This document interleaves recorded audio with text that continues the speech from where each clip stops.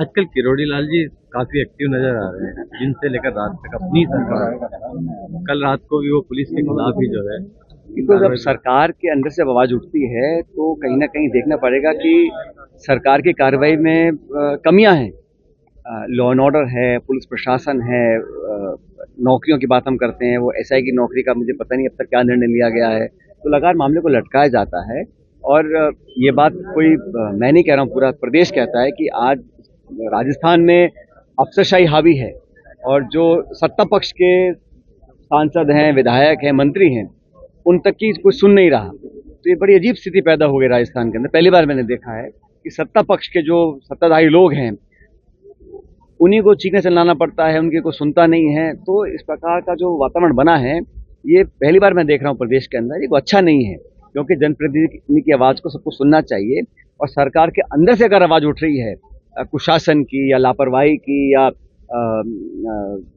गैर कानूनी कार्रवाई की, तो सरकार को फिर कब जगेगी सरकार। हम तो विपक्ष का काम कर ही रहे हैं, लेकिन सरकार के अंदर से जो आवाज़ आ रही है, तथ्यात्मक जो बातें हैं, उस पर अगर कोई कह रहा है, सरकार को संज्ञान लेना चाहिए। और डॉक्टर किरोड़ी मीना जी अभी भी फिलहाल मंत्री हैं प्रदेश सरकार में, अभी तक तो है ही वो।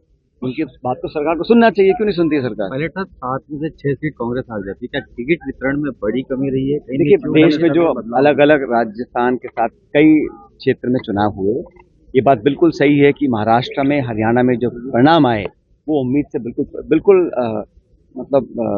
चौंकाने वाले परिणाम थे।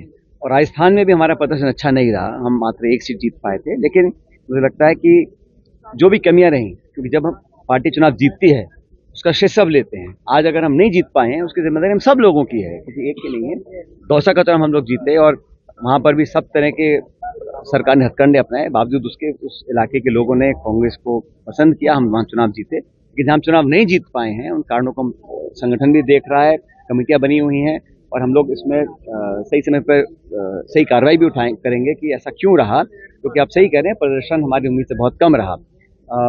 लेकिन बाई इलेक्शंस कई जगह हुए, प्रियंका गांधी जी रिकॉर्ड मार्जिन से जीती हैं वायनाड से। उत्तर प्रदेश में हमारा गठबंधन कई जगह आगे रहा। तो ऐसा नहीं है कि एक तरफा परिणाम आए, कुछ परिणाम पक्ष में आए, कुछ हमारे पक्ष में नहीं आए। पायलट साहब, 2023 में आपने लगातार मांग उठाई कि सरकार रिपीट होने के लिए कदम उठाए जाने चाहिए। सरकार भी रिपीट नहीं हुई, लेकिन अब उपचुनाव का इतिहास भी बदल गया जो आपके पक्ष में था।